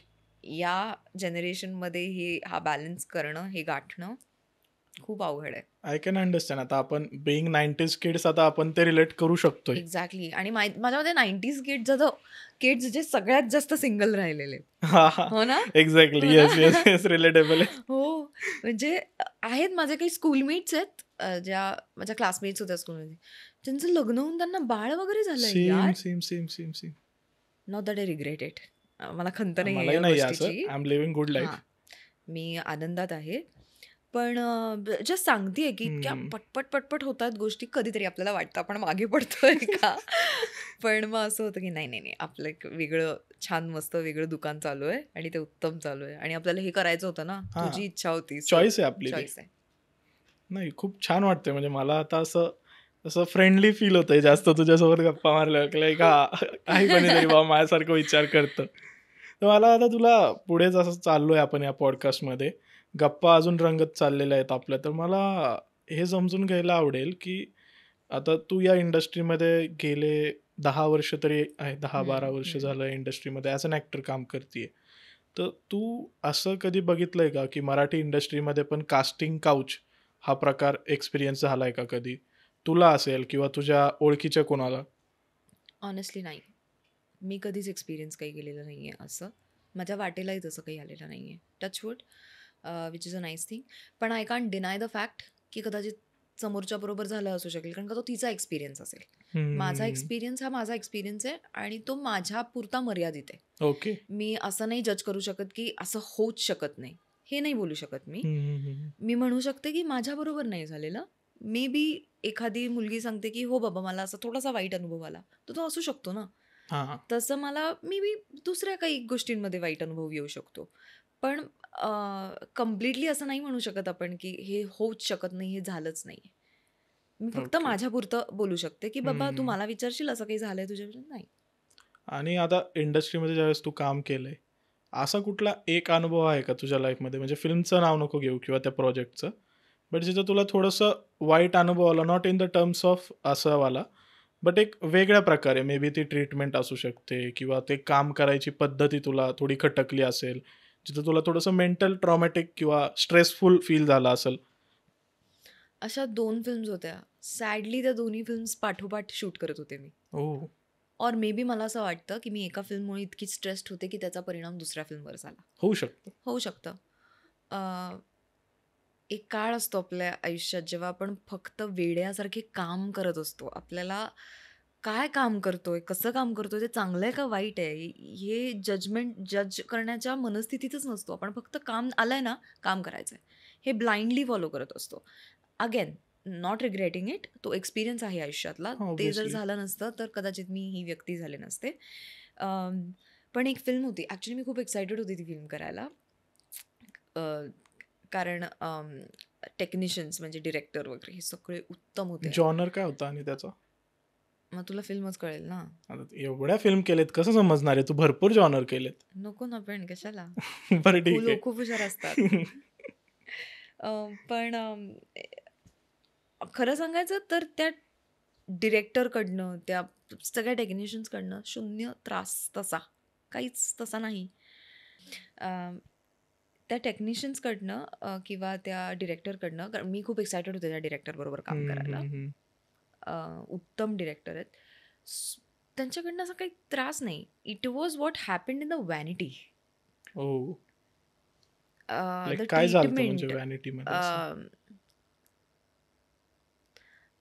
काहीतरी खूप दुय्यम ट्रीटमेंट मिळायची मला त्या सेटवर आणि मला लक्षात नव्हतं येत येत की का? म्हणजे असं काय झालंय? तोपर्यंत त्या फिल्मपर्यंत मी बऱ्यापैकी फिल्म्स केल्या होत्या. म्हणजे फार नसतील केल्या. पण I was what 3-4 films old at least. तर त्यामुळे मला एक आपण विशिष्ट लेव्हलवर काम करतो ना, एका ट्रीटमेंटची आपल्याला सवय होते. हो, ऑब्व्हियस आहे. अं, माझं म्हणणं नाहीये वाजवीपेक्षा जाऊन पॅम्पर करा. बेसिक रिस्पेक्ट असतो. बेसिक. या गोष्टी तुम्हाला मिळतात. If you are the protagonist of the film, female protagonist तर तिथे तुम्हाला या गोष्टी ऑफर असते. तुम्हाला या पद्धतीने ट्रीट करतात. तुमच्याशी लोक असे बोलतात. हं, हं, हं. समहाऊ त्या फिल्ममध्ये नाही व्हायचं. मला जितकं मला काम अपेक्षित होतं तेवढं माझ्याकडनं काम झालं नाही. जे झालं ते एडिट झालं. जेव्हा मी डबिंगला गेले होते तेव्हा आणि डबिंगच्या स्टुडिओमध्ये मी रडतच मम्मीला फोन केला. सगळे सीन्स कापलेत, माझे सीन्सच नाही आहेत. मी का केली ही फिल्म? त्या स्पेसिफिक डिरेक्टरबरोबर काम करण्याचा अनुभव उत्तम. I would love to work under his direction again. I don't know about the बाकी थिंग्स, द कास्ट और वॉट एव्हर. और मे बी असं होईल की आता समजा त्या कास्टबरोबर काम केलं तर कदाचित असं नाही होणार. तेव्हा झालं ना मे बी काही आणि सर्कमस्टन्सेस असू शकतात तेव्हा. तेव्हा मला खूप प्रेशर यायला लागलं त्या गोष्टीचं आणि I was depressed for a while. त्यावेळेस मी ते व्हॉट्सॲप बंद केलं होतं ॲक्च्युली त्या ओह! स्ट्रेसमध्ये. मग तू आता WhatsApp युजच करत नाही? नाही. झाले त्या किती 2017 म्हणजे नोव्हेंबर. असं काय झालं, की ज्यामुळे तू इतकी लाइक स्ट्रेस्ड होती, की तू WhatsApp जे आजकाल कम्युनिकेशनचं सगळ्यात इम्पोर्टंट मीडियम आहे, ते अनइन्स्टॉल केलं? It was not about the communication. It was a feeling की nobody is there for you. So what is the meaning of the WhatsApp thing? म्हणजे राइट. समवन टू मला listen असं you? झालं की अ, मी WhatsAppवर सतत अवेलेबल नाही आहे. You have to understand beyond WhatsApp what is happening in my life. मी WhatsAppवर तुला हाय नाही केलं आहे किंवा मी हाय म्हणून सुद्धा यू हॅव टू अंडरस्टँड माझ्या आयुष्यात काय चाललं आहे. फ्रेंड्स म्हणा and nobody understood at that point असं मला वाटत होतं. म्हणून मी ते बंद केलं आणि ऑफकोर्स माझे फ्रेंड्स त्यांना असं हे झालं की WhatsApp का बंद केलं? काय झालं? जेव्हा मी त्यांना सांगितलं की I don't feel like it आणि मला नाही करायचं आहे. तर त्यांनी मला ॲक्च्युली वेड्यात पण काढलं. काय बावळटपणा आहे, काय चाललंय तुझं? करशील ऑन इट्स फाईन करेन, करशील. मला नाही वाटलं कारण त्या क्षणाला मला असं वाटलं माझ्यासाठी नाही आहे कुणी आत्ता. मला ऐकून घेणारं कुणी नाही आहे. मला कुणी विचारलं पण नाही माझ्या आयुष्यात काय चाललंय? Am I doing good? Am I doing good हं. मेंटली? आणि ही मला माझ्या मित्रांकडनं तर अपेक्षा होतीच. माझ्या मित्र-मैत्रिणींकडनं ही अपेक्षा होती, की तुम्ही नाही विचारलं सो तुम्ही you weren't there for me. So what is the point of the communication? जर तुम्ही मी WhatsAppवर नाही आणि मला कॉल नाही करू शकत आहात एक, काय झालंय? का नाही आहे? ॲक्टिव्ह का नाही आहे 2 दिवस? हम्म. तुमच्यासाठी डायसी आहे ना हे, ऍक्टिव्हच नाहीये 2 दिवस. यार माणूस व्हॉट्सअपवरच ऍक्टिव्ह नाहीये.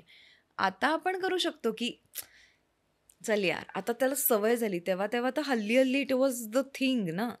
सो जर तुम्ही त्या ॲपच्या पलीकडे जाऊन माझ्याशी मैत्री नाही ठेवू शकत आहे, व्हॉट इट ॲक्च्युली मीन्स, मला नको आहे ॲप बीप, आणि मला नकाच मग त्रास देऊ कोणी. ऑलरेडी मला असं वाटतं थोडा एकलकोंडा स्वभाव आहे माझा जनरली. सेम. फार माणसांमध्ये जायला मला आवडत नाही. पण जे माझे चांगले मित्र आहेत किंवा चांगल्या मैत्रिणी आहेत, ते आहेच आहेत डेफिनेटली. म्हणजे आजच्या टर्म्समध्ये बोलायचं झालं जेनजी, तर जे होमीज आहेत ते तेवढ्यांसोबतच आपल्याला आपलं एन्जॉय करायला तेवढंच स्पेसिफिक, म्हणजे ते एक ठरलेली कप ऑफ गँग आहे कॉफी आपली. असती हां. किंवा Or नुसतं anything. असं बाईकवरती एक चक्कर मारून आलं तरी ती एक छान पीसफुल वाईब येते आपल्याला. एनिथिंग. सो ते एक झालं आणि त्या नादात मी ते बंद केलं. Of course I got out of it. पण मी ते परत चालू नाही केलं. हा, कारण मला असं झालं की तुम्ही सतत एकतर बाकीचे सगळे जे एक रॅन्डमली मेसेज करतात, बिना कामाचे काही काही मेसेजेस असतात, good morning, good night, how are you doing, खूप इरिटेट करतं ते. आणि मग मला असं जाणवायला लागलं की you tend to take the other person for granted when they are on WhatsApp. WhatsApp the best part of communication, amazing communication, खूप हँडी, सगळ्यात कन्व्हिनियंट. मला सगळ्यात जास्त मला granted इरिटेट नको होतं त्या पकडू गोष्टीने. लाईक इतकंच. Good morning, good night messages असतील, हाय हाव आर यू. अरे बाबा, मी रोज नाही अवेलेबल होऊ शकत ह्या गोष्टी बोलायला. किंवा आजकाल ते सोशल मीडियामुळे असतं बघ, you wish everybody happy birthday and all, ते स्टेटस ठेवतेत किंवा स्टोरीज ठेवणं, मला इतकं जास्त रिलेटेबल नाही फील होत त्या गोष्टी. लाईक माझं म्हणणं आहे तुम्ही जगातले सगळे ॲप्स वापरा, प्लीज वापरा, दॅट इज युअर चॉईस. समोरच्याला ग्रांटेड नाही पकडायचं. हां, ह्याच्यामुळे माझं थोडीशी ती सटक गेली होती डोक्यात, की मला तुम्ही ग्रांटेड पकडताय, की व्हॉट्सअपवर आहे, हाय केलं की डबल टिक दिसलं म्हणजे मी बघितला आहे मेसेज. कधी कधी असं होतं ना की आपण पटकन मोबाईल घेतो, कोणाचा तरी मेसेज आला, between the double tick set झालं, रोलिंग शॉर्ट दिला, अर्धा तास जातो त्या शॉर्टला, ते विसरून पण आणि द जातो आपण. Person is like double tick केलं तरी मला अर्धा तासांनी रिप्लाय. हे नाही मी करू शकत. You have to understand. आणि मला जर विचारायचं असेल ना, कशी आहे, काय चाललंय आयुष्यात, एव्हरीथिंग ओके ना, just a call away, it means so much more to me.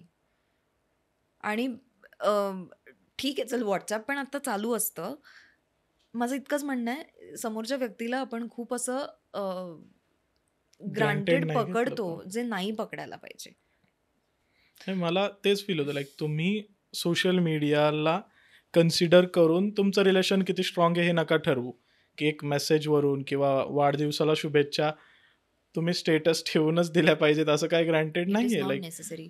Social मीडियावर खुश असणारी माणसं ॲक्च्युअल आयुष्यामध्ये खुश असतात की नाही हे क्वेश्चनेबल आहे. बिग आणि टॉपिक जे टू टॉक. नॉर्मल्स दाखवतात की सगळं भारी चाललंय, जनरली असतं तसं नाही आहे ना. मग मित्र कशासाठी आहोत आपण? तुम्हाला गेज करता आलं पाहिजे की something is not right, even if she showing it's exactly. Right. That's the whole point. And it should be unfiltered, transparent conversation that you should have I with have your friend. Friends at this point. I feel fortunate की I have friends की they are not in contact, but the moment we meet एक went out होतं सगळं, आणि same. We pick up from the moment we last left off. So that is important. So तुम्ही reels पाठवायला पाहिजे, कॉन्टॅक्टमध्ये राहायला पाहिजे, नाही, be there for me when I need you the actually most. Need that person. हे जर नसेल तर मला इंटरेस्ट नाही आहे नुसत्या पार्टीजमध्ये एन्जॉय करायला. I will only go with people जिथे मला भारी वाटतं की हे माझ्यासाठी आहेत, हे आणि मी यांच्यासाठी आहे. तुम्ही फक्त मला एक कॉल करा, 1 टेक्स्ट आणि 1 कॉल अवे, किंवा एक रॅन्डमली चेक करायचं 1-2 महिन्यातनं, एव्हरीथिंग ओके. आणि काय होतं ना, आपण जेव्हा त्या गोष्टीमधनं जातो ना, तेव्हा आपल्याला एक एम्पॅथी फॅक्टर क्रिएट होतो. सो एव्हरी टाईम मला कधी कधी असं 1-2 महिन्यातनं कोणाला तरी माझ्या जवळच्या फ्रेंड्सला विचारावंसं वाटतं, ओके ना, नाहीच ना, हां ओके ओके, असेल तर काही सांगा. हे वाक्य जरी कोणी आपल्याला बोललं ना, खूप सॅटिस्फाईंग वाटतं आणि बरं वाटतं. पण आपल्याला ही वाक्य विचारायलाच वेळ नाही आहे सध्या कोणाला. अर्थात everybody is going through their own battles, so we can't be judgemental about it. True. म्हणजे हे कम्प्लीट फील होतं आहे मला, कारण का सेम गोष्टी मी स्वतः रिलेट करू शकतो माझ्यासोबत. सो ऑब्व्हियसली ऑडियन्सलाही ह्या गोष्टी समजल्या असाव्यात की नक्की आपण काय मेसेज देतोय, काय बोलतोय. आपण दोघंही काय असं इन्फ्लुएन्सर नाही आहे की आपण कुणाला काय त्याच्यातून वेगळं देऊ. But it's just a heart to heart conversation what we are having. आणि बोलता बोलता आपण फ्रेंडशिपकडे आलो आहे. तर आता मला तुला हे विचारायचं, खूप इंटरेस्टिंग क्वेश्चन आहे की इंडस्ट्रीमधले, beat Marathi industry for that matter किंवा हिंदी इंडस्ट्री, तुझी गॉसिप पार्टनर कोण आहे किंवा गॉसिप पार्टनर कोण आहे तुझा, ज्याच्यासोबत तू सगळे गॉसिप्स करते? एक तरी खूप असणार आहे, आता लपवू नको ते. खूप जण आहेत. तरी सगळ्यात जास्त गॉसिप कोणासोबत होतं? नाही म्हणजे काय सांगायचं, असं सगळ्यात जास्त गॉसिप मी माझ्या मम्मी बरोबर करते. कारण का सगळं तिला माहिती असतं. काही झालं की तिला येऊन तुला माहितीये का, हे झालं, हिचं ते झालं, मी बेचिंग हे वगैरे पण केलं. होते का मग? विशेषच. आणि ते सेफ स्पेस आहे ना ती तिकडे, की बाकी कुठे काही. आणि कधी कधी आपण म्हणजे आता इंडस्ट्रीमध्ये आहोत म्हणून, आणि इंडस्ट्रीमधले काही क्लोज फ्रेंड्स आहेत, की प्रत्येकाकडे काही ना काहीतरी किस्से घडतात आणि ते एकमेकांना येऊन सांगतात, तुला माहितीये हे झालं. कालच मी ॲक्चुअली श्रुती मराठेच्या घरी होते आणि मी सांगत होते, की कसं आम्ही एका इव्हेंटला होतो आणि मी आणि शुभंकर तावडे नाचत होतो आणि शुभंकरनी कशी स्टेप चुकली आणि आम्ही केवढे हसलो स्टेजवर. हे असं बेसिक काहीतरी सांगत असतो. पण जनरली माझे असे अ, अ, 5-6 5-6 एक मित्र आहेत, मैत्रिणी आहेत. मित्र म्हटलं की लोकांना लगेच वाटतं फक्त मित्र. मित्र-मैत्रिणी आहेत. अं, ज्यांच्यावर माझा विश्वास आहे आणि आम्ही तेवढ्यापुरतं ते मजा-मजा करतो. अदरवाईज माझं असं कोणाशी तितकं तसं कनेक्शनच नाहीये. हां, it's always very better to have quality professional. People या. क्वांटिटीपेक्षा. एक्झॅक्टली. कारण जे ॲक्च्युअल तुमच्यासाठी अवेलेबल असतील त्यांनाच कनेक्टेड राहा ना. उगाच तुमच्या आयुष्यातला वेळ आणि एनर्जीज का चुकीच्या व्यक्तींवर वेस्ट करायचे? आपल्याकडे एवढा वेळ नाहीच आहे असंही. नाहीच आहे आणि एनर्जी ड्रेन होते यार. कळत नाही म्हणजे मला. और मे बी ते स्वभावावर आहे. काही-काही इंट्रोव्हर्ट्स असतात, त्यामुळे त्यांना फार माणसांच्यात झेपत नाही, आणि काही-काही आर लाइक सोशल बटरफ्लाईज, की त्यांना माणसांशिवाय होत नाही. So to each is own. It's just that आपण त्या मित्रांमधनं काय घेतोय आणि आपल्यावर त्या मित्रांचा काय इफेक्ट होतो हे महत्वाचं आहे. मग तू सिलेक्टिव्हली इंट्रोव्हर्ट आहे असं तुला वाटतं? मी ॲम्बिवर्ट झाली आहे. मी खूप इंट्रोव्हर्ट होते आधी. मी आता ॲम्बिवर्ट झाली आहे. ओके. त्या क्षेत्रामुळे असेल ते, की थोडंसं तर बोलावं लागतं लोकांना भेटलं तरी. पण at heart I always be an introvert. Nothing beats your solitude आणि nothing beats your own company. That's cool. I can totally relate that. तर आता वेब सिरीज तर तू पाहतच असशील ऑब्वियस आहे. तर रिसेंट नेटफ्लिक्स वॉच काय आहे तुझं? एवढा विचार करावा लागतोय? कारण मी फ्रेंड्स बघतीये. ओ. आय डोंट नो फॉर अरे हाऊ यार, much time now. Friends is like evergreen. म्हणजे म्हातारपणी सुद्धा आपण ते बघू शकतोय. पण मी ॲक्च्युली मी हे परत रिपीट होणार आहे, बट इट्स ओके. त्याची स्टोरी अशी आहे की मी वॉर्नर ब्रदर्सला गेले ना. हम्म. सॉरी, सो फ्रेंड्स, सगळ्यांचे फ्रेंड्स आहेत ते. ॲक्च्युली ते 6 जण सगळ्यांचे फ्रेंड्स आहेत आयुष्यात, आणि त्यांनी लोकांना डिप्रेशनमधनं काढलेलं आहे. इतकं त्यांचं पुण्य आहे त्या 6 ॲक्टर्सचं. आणि friends for me is always been, की काही स्ट्रेसफुल सिच्युएशन असायची की मी एक एपिसोड बघायचे आणि टू लाफ इट ऑफ, आणि इट्स जस्ट टू डिस्ट्रेस. किंवा काहीतरी काम चालू आहे, काही मी काहीतरी टाईप करत असेल, मी विचार करत असेल, फ्रेंड्स चालू आहे बॅकग्राऊंडवर. पण जेव्हा मॅथ्यू पेरी डाईड, तेव्हा मला ते सहन नाही झालं ते हिट आणि मी झालं ते सगळ्यांनाच. बंद केलं फ्रेंड्स बघणं. मग मी परत चालू करायचे. मग तो स्क्रीनवर यायचा की मी परत बंद करायचे. कारण मला ते हिट व्हायचं की he is not there anymore, he is not there hmm. Anymore. मग मी हल्ली जेव्हा वॉर्नर ब्रदर्सला गेले, तर तिथे वॉर्नर ब्रदर्सला फ्रेंड्सचा काउच होता. टायटल ट्रॅकमध्ये जो काउच आहे तो त्यांनी तिथे प्रिझर्व केला आहे. तो फाउंटन आहे तिकडे. Wow. तर तिथे जसं फुल सर्कल मोमेंट झाली ना, की विश्वास बसत नव्हता की इथे या काउचवर ते 6 जण बसलेत किंवा असं. राईट.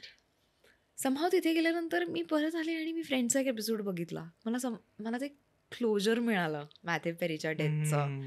आणि नाव I am watching Friends again, कारण मला असं वाटतं की मी नव्याने बघतीये परत. आता मला यू कांट गेट इनफ. या. अदरवाईज ऑन द कॉन्ट्ररी, कधी कधी मी खूप क्राईम डॉक्युमेंटरीज बघत असते. सिरीज तर चालू, ब्लॅक मिरर बघत होते मी recently. That's interesting. Oh, it's very interesting. So मी ब्लॅक मिरर बघत होते. क्राईम डॉक्युमेंटरीजमध्ये तुझी फेवरेट कोणती आहे?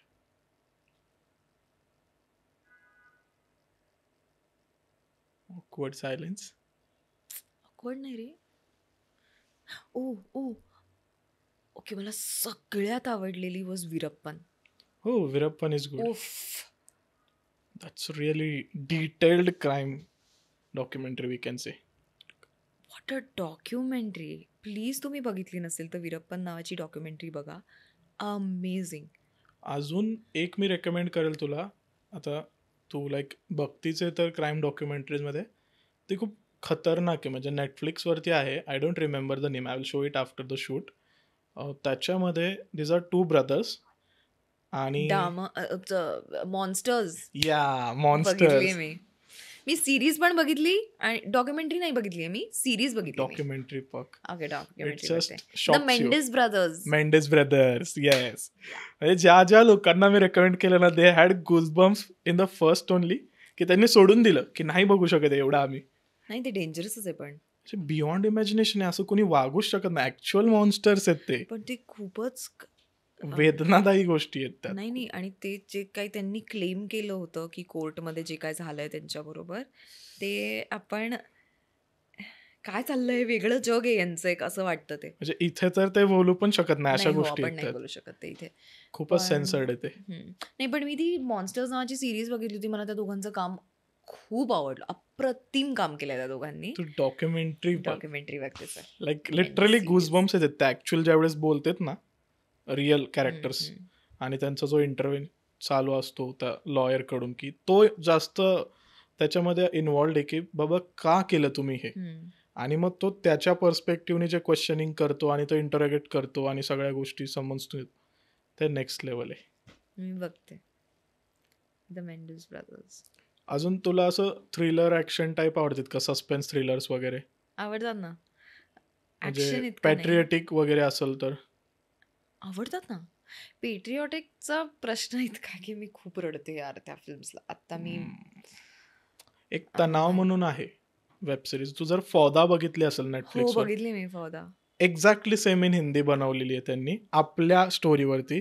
लाईक आता जो पहलगामचा सिनारिओ झाला, जे इव्हेंट झालं, दुःखद घटना, तुला त्या गोष्टी आणि हे खूप रिलेट होईल. अच्छा, तणाव. तणाव म्हणून 2 सीझन्स आहेत त्याचे, लाईक 13 एपिसोड्सचे, 25-30 मिनिट्सचे एपिसोड्स आहेत. अच्छा. But it's too good. आणि फोदा नंतर तू जर ते बघतीये ना, यू विल फील की एकूण एक अँगल, एकूण एक सीन आहे तसा इकडे घेतलेला आहे त्यांनी.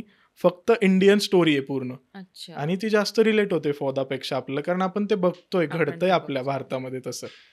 पण फौदा पण what a series, brilliant series.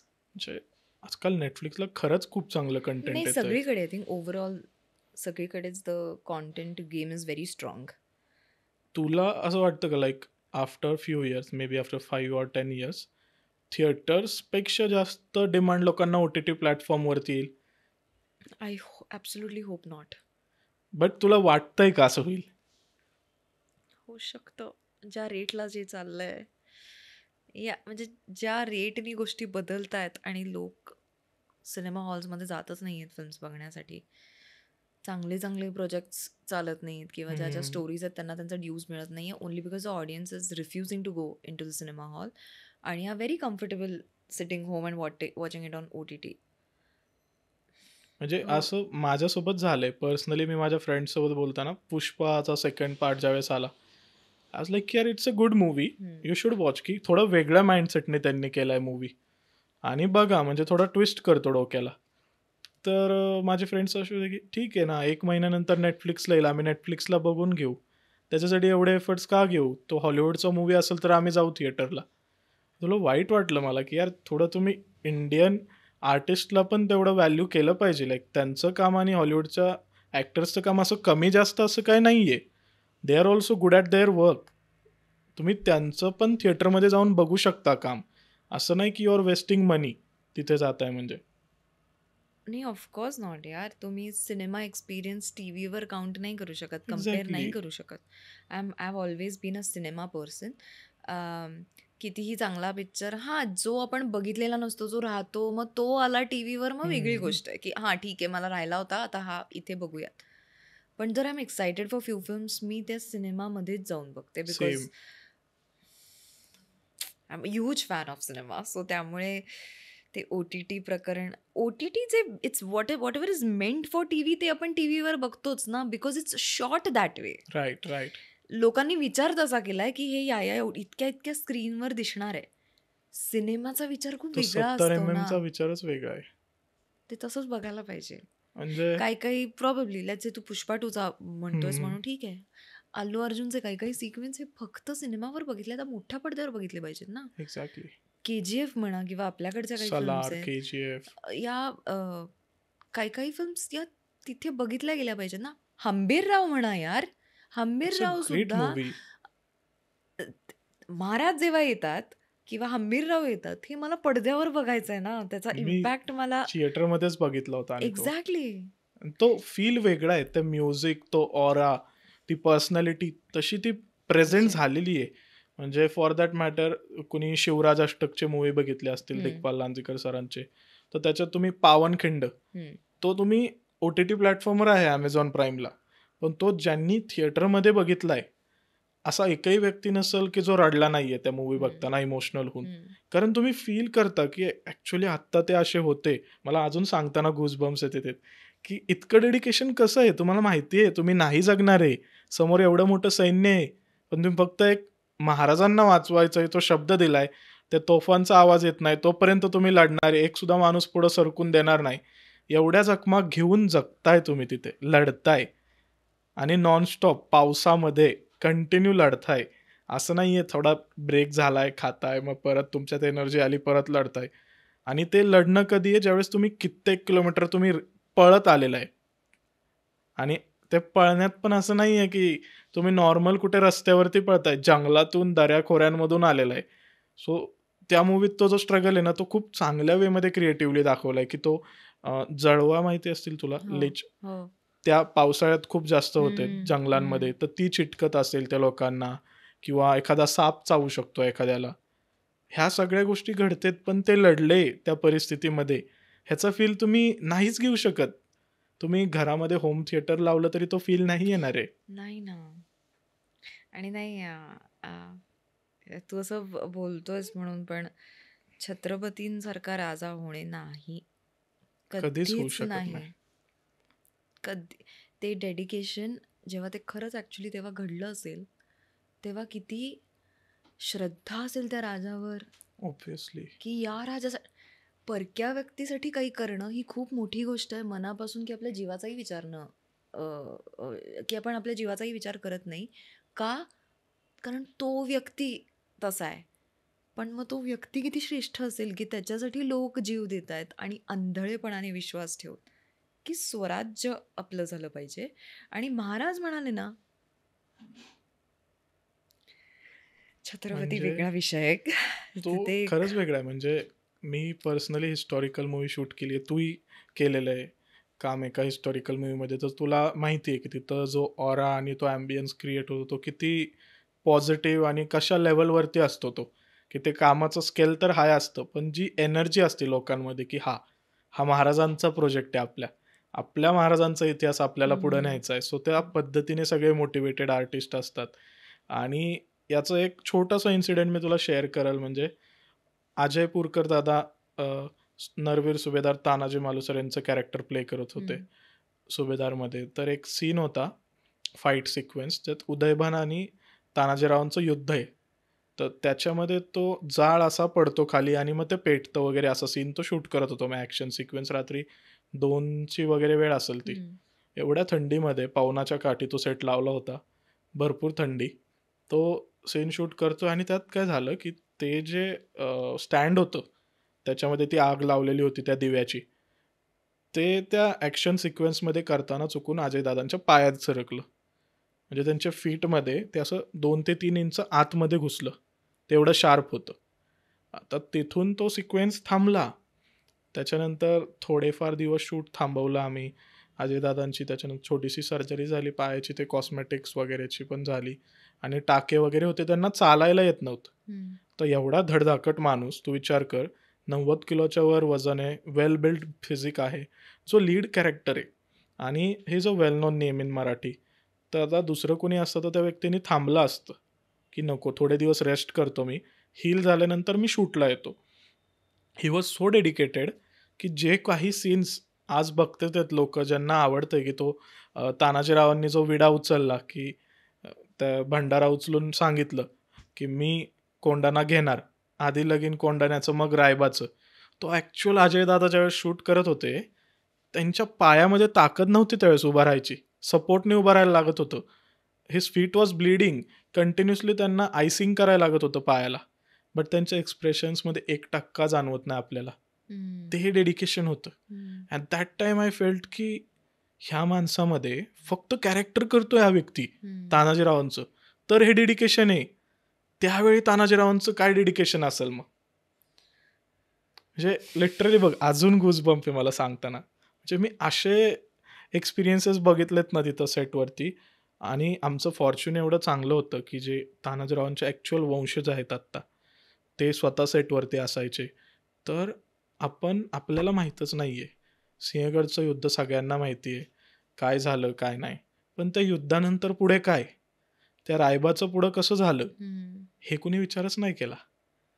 त्या रायबाचं लग्न लावून दिलं महाराजांनी जाऊन, किंवा ते जे प्रॉमिस एकमेकांनी दिलं होतं, म्हणजे तो सिक्वेन्स शूट करताना असं झालं होतं की अभिजित श्वेतचंद्र, मी आणि अजून एक 2-3 ॲक्टर्स होतो आम्ही. आणि महाराजांची आणि तानाजीरावांची शेवटची भेट येते की ते मोहिमेला जायच्या आधी.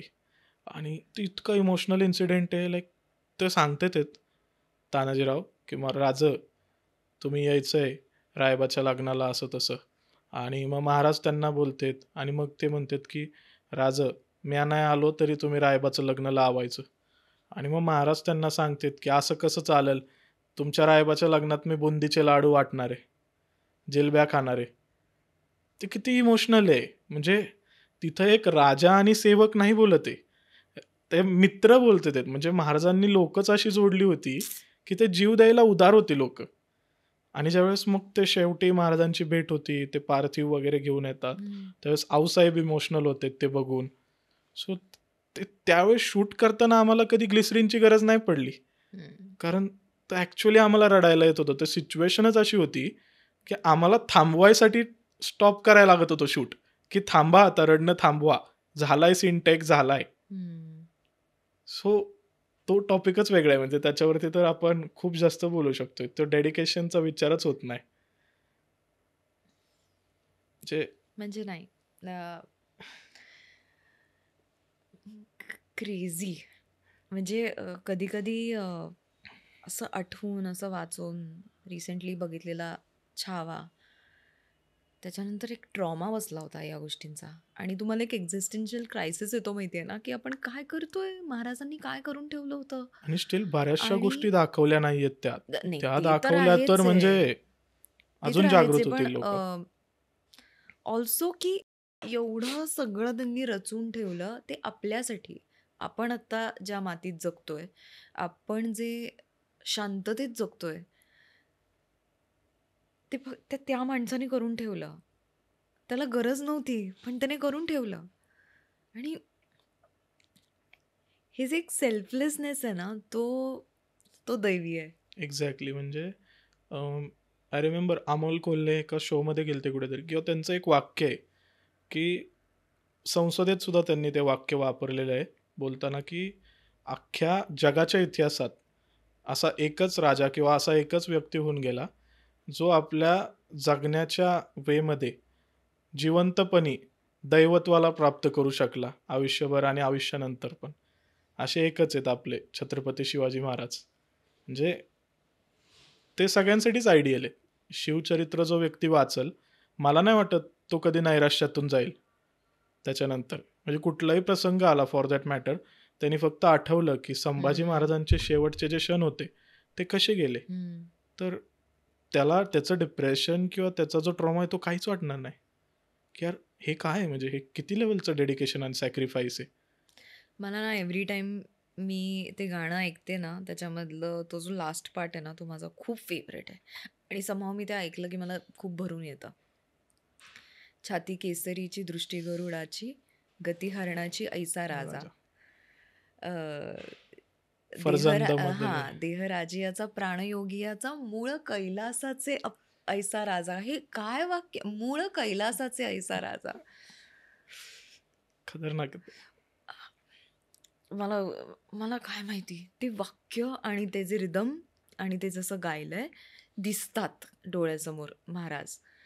त्यामुळे ते एक वाक्य आहे ना, मूळ कैलासाचे ऐसा राजा, इथेच सगळं आलंय. म्हणजे असा मानवी नव्हताच आपला राजा तो. म्हणजे मी पहिल्यांदा छत्रपतींविषयी बोलते इतक्या मन मोकळेपणाने. मी जनरली कधी अशी बोलत नाही, आय एम कारण स्पीचलेस. म्हणजे ते एवढे ग्रेट आहेत की आपल्याला शब्द कमी पडतील, वाक्य कमी पडतील बोलायला, वेळही कमी पडू शकते. इतकं बोलू शकतो आपण त्यांच्याबद्दल. लाईक सो संस्कृती आता आपण भरपूर गप्पा मारलेल्या आहेत आणि खूप इंटरेस्टिंग आणि डायव्हर्स टॉपिक्सवरती गप्पा मारलेत. मला खूप आवडलं ॲक्च्युली तुझ्याशी बोलायला. तर आता आपण एक क्विकली रॅपिड फायर करूया, मज्जा येईल खूप. हं, ठीक आहे. रॅपिड फायर एवढं आवडत नाही. ठीक म्हणजे आहे असं हे. पटपट विचार करायला लागतो म्हणून. हां, पण ठीक ठीक आहे. आहे. तुझा फेवरेट सेलिब्रिटी क्रश कोण आहे तुझा? Hrithik Roshan. Okay, good choice. Female celebrity crush? आत्ता सध्या खूप जी आवडते ती ॲना दे आर्मास. नाईस. मस्त आहे.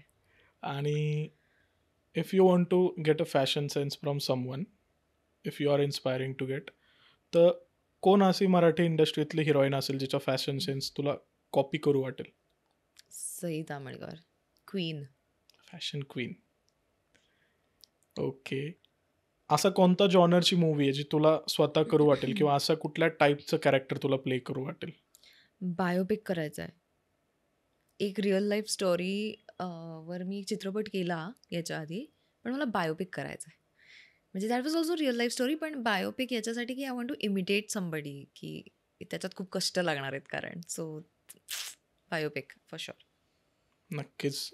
आत्ताचे काय डिरेक्टर्स, प्रोड्युसर्स, रायटर्स जे लोक बघत बघत असतील, असतील. त्यांनी संस्कृतीची ही इच्छा लवकरच पूर्ण करा. आता ती आहे रेडी बायोपिकसाठी. तुम्ही फक्त चांगली स्क्रिप्ट घेऊन पोहोचा तिच्यापर्यंत. आय विश यार, खूप असं काहीतरी मस्त करायला मिळालं पाहिजे. नक्कीच नक्कीच. आम्हालाही आवडेल तुला कोणाच तरी बायोपिकमध्ये पाहायला, त्या बघायला. व्यक्तीच्या व्यक्तिरेखेमध्ये. आणि अशी कोणती गोष्ट आहे जी लाईफमध्ये तुला तुझ्यापासून दूर गेलेली नाही पाहिजे? कृष्ण. ओके. नाही जाणार, पण नको जायला असं पण होतं. नाही जाणार. वृंदावनला गेली मग तू कधी? नाही. मला तशी ओढ नाहीये तिकडची. मला कृष्ण वेगवेगळ्या ठिकाणी असतो, तो जाणवतो. इट इज नॉट अबाउट श्रद्धा नाहीये ती. ते प्रेम आहे त्याच्यावर असलेलं, आणि तो आनंद एकतर्फी, तो प्रेमाचा आनंद आहे. एकतर्फी प्रेम. नाही, बट तुला मी मागाशी एक गोष्ट तर सांगितली आहे सुरुवातीला, एक जागा गोवर्धन इको विलेज, हां. ती एक मस्ट गो आहे. आणि दुसरं मी तुला सांगेल की सप्टेंबर, ऑक्टोबर किंवा ऑगस्ट ह्या 3 महिन्यांमध्ये एकदा कधीही तू 3 ते 4 दिवसांसाठी फक्त सोलो जा वृंदावनला, फॉरगेटिंग युअर आयडेंटिटी. नाही, वृंदावनला ॲक्च्युली मला जायचं आहे, पण ते जमलेलं नाही आहे अजून.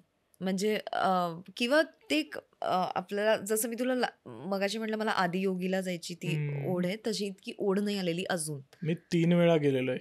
गोवर्धन वृंदावनला. परिक्रमा पण केलेली आहे मी चालत. अरे वा, नाईस. सो आय नो की तिकडे काय फील होतं आणि काय नाही. So I can literally give you itinerary, कुठे कुठे जा, कधी जा, सगळ्या गोष्टी, हे कुठे मी खा. लक्षात ठेवेन. हे मी लक्षात ठेवेन. खाणं खूप इम्पॉर्टंट खाणं आहे तिकडे गेलं. इम्पॉर्टंट आहे तिथलं आयुष्यात. दूध, दही, ताक, लस्सी बेस्ट, हम्म. खूप भारी आहे. सो ते सांगेल मी तुला. खूप गोष्टी आहेत तिथे एक्सप्लोर करायला. तर coming back to our rapid fire again, sorry for that. अच्छा, संपलं नाही अजून रॅपिड फायर. तू आतापर्यंत भरपूर डिरेक्टर सोबत काम केलंय. आता Who's तू your विचारणार favorite director? favorite director? एकही नाही? एवढा वेळ लागतोय सांगायला? नाही, असं नाहीये यार, सगळ्यांबरोबरचा अनुभव चांगला आहे. असं तो एकच सगळ्यात नाव कसं फेवरेट कोण घ्यायचं? आहे तुझा डिरेक्टर आतापर्यंत?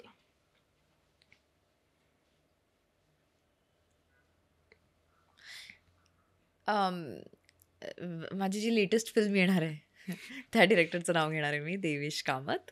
कारण का तो ॲक्च्युली जेन्युइनली खूप चांगला डिरेक्टर आहे, आणि त्या हिशोबाने आमच्या फिल्मचं पण प्रमोशन होत आहे, तर त्यामुळे कोणती फिल्म आहे? त्याचं नाव अजून आउट नाही करता येते, ओके. पण ती फिल्म खूप छान आहे आणि तो अमेझिंग आहे डिरेक्टर म्हणून, देवेश. सो एका तीरामध्ये दोन पक्षी. हम्म. नक्कीच आम्हाला त्यावेळेस आवडेल तुला बोलवायला तुझ्या टीम सोबत आणि हो, कट्ट्यावरती मजा गप्पा येईल मारूया आणि आपण खूप. एक्झॅक्टली, कारण की टीम मोठी आहे त्यामुळे खूप मजा येईल. चांगल्या गप्पा करू त्यावेळेस कट्ट्यावरती आपण एकदम ग्रुपने. डन आहे, डन. चला तर मग आपल्याला एक कमिटमेंट मिळालेली आहे संस्कृतीकडून की ती आपल्या परस्पर एक दिलेली माझ्या कट्ट्यावरती येणार आहे टीमकडनं. पूर्ण टीमला घेऊन तिच्या अपकमिंग मूवीच्या. So first of all thank you Sanskruti, म्हणजे तू आली खूप छान वाटलं. म्हणजे मला असं स्टारडमवाली वाईब अशी असते ना लोकांची, खूप ॲटिट्यूडमध्ये येतात वगैरे, की हां कामापुरतं बसणार बोलणार, असं काही फील नाही झालं. You are like a very good friendly वाईबमध्ये होती. खूप एन्जॉय केलं मी तुझ्यासोबत बोलणं आणि इनफॅक्ट खूप कनेक्ट केलं. आणि बिहाइंड द कॅमेराच्या गोष्टी आहेत त्या ऑब्व्हियसली त्या सांगणार नाही मी, पण नक्कीच आपण त्या गोष्टींवर बोलूया निवांत.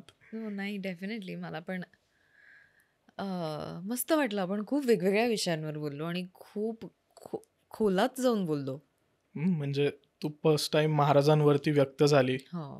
तू बोलली तसं, आणि बऱ्याच गोष्टी लव्ह लाईफ असेल किंवा महाराज किंवा करिअरमध्ये इव्हेंच्युअली लाईक डाऊनफॉल्स येतात किंवा आपल्या लाईफमधले डाऊनफॉल्स असतात किंवा संस्कार हे संस्कृतीसाठी किती इम्पॉर्टंट होते आज जी काही ती संस्कृती आहे त्याच्यासाठी.